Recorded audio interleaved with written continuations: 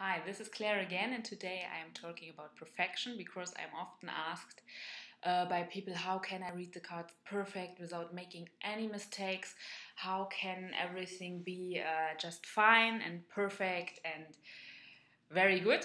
So to say, and one thing I have to say is that perfection is very boring, and perfection is the whole opposite of being creative. Reading the cards means that you have to be creative in some ways because you have to use your intuition, and this is something heavily creative. Um, and so I want to say just something about perfection in general, so you might get some inspiration about the topic, because the thing that is most the opposite of helpful, the thing that is worst, let's say worst, for reading the cards, is the thought in the back of your head always that I need to do it perfect. I don't want to make mistake. And if you think in that way, then of course you will make mistakes because you are too afraid to listen to your inner voice. Yeah, and this is itself a problem. It is in my experience, I have in German a tarot course and a course on the Lenormand. These are correspondence courses. And if the people have one problem, then they have the problem of, like letting go, of letting flow the intuition. They want to make it perfect. They are afraid of making mistakes. And so I just want to tell maybe two stories. They were very helpful for myself, and maybe they are very helpful for others. So you might know I'm also not only interested in spiritual matters, but also in crafts. And I once read about a culture, I think it was from Middle America, I don't know it for sure, but they do wonderful works in weaving.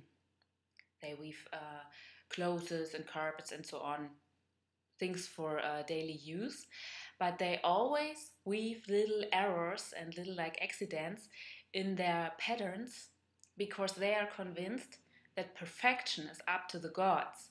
And if you would try to be perfect, it would be like blasphemy. It would be like trying to be like the gods, but you are human. Yeah, and it's just a simple story, but it was for me very impressive. And we all in Germany here, or I think it's in the US, in England, and worldwide, very similar.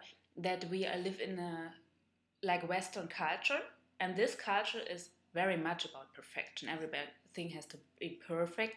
If you are not perfect, you are like a loser or somebody who does not know how to use its skills and so on. And so.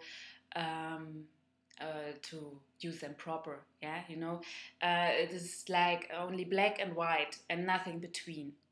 And this is of course fatal because humans, as human beings who didn't change very much for the last 10,000 years, we are not made for perfection, but we have very strong intuitive, I think, intuition, let's say it so, um, strength, and all of those things, they are like our human nature, and we get through to them more easy if we trust and if we let go all those thoughts about perfection.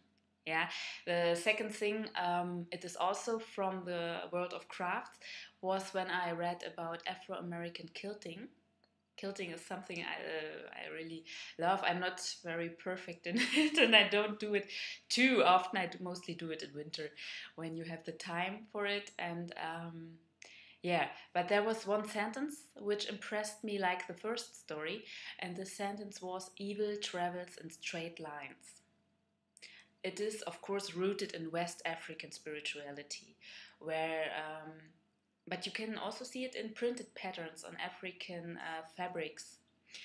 To the European mind, they might look like they are not in perfect order. There is like chaos, confusion, and so on in it, but this is how they should be, because straight lines is something where evil travels easily.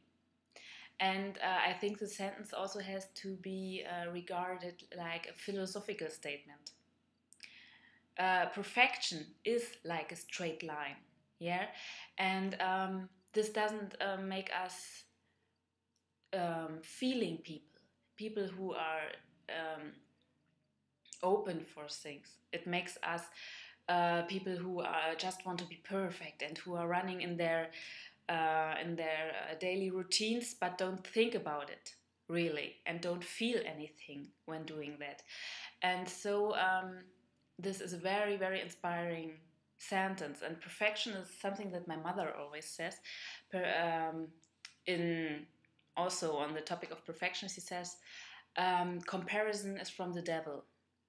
And this is German saying, we call it der Vergleich ist vom Teufel, also comparison is made from the devil, because if you always compare yourself, then you never get to yourself, and this kind of comparison, if we see it like a philosophical question, is also something where you never stay at yourself. You will always find somebody who's better than you.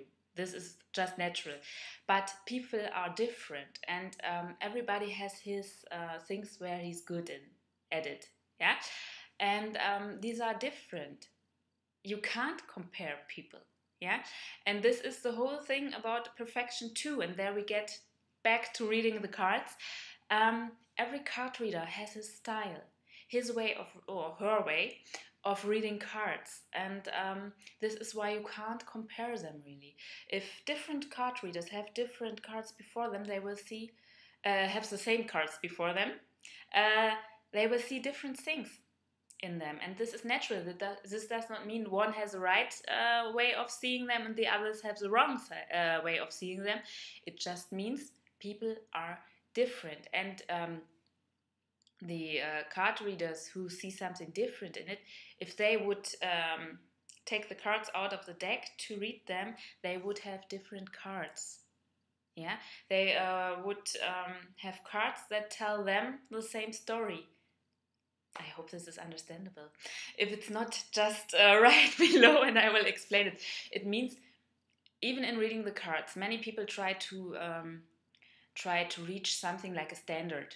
Something like, if you have this card and that card, then it must mean this and that. Yeah, and this is especially true about the Lenormand cards, where many people see it like a mathematics. Yeah, 1 and 1 is 2, but this is mathematics, but it's not about intuition and reading the cards. I just want to say, forget about perfection. It won't help you with reading the card. It is totally okay to learn, to be serious about it, but it is not necessary to try to imitate anybody other. You have to find your style, and the cards will speak to you in like a unique language. They will tell you things that others might not see, but if you are the one who reads them, then they speak to you. Okay, and we will go on with the next video with Lenormand cards.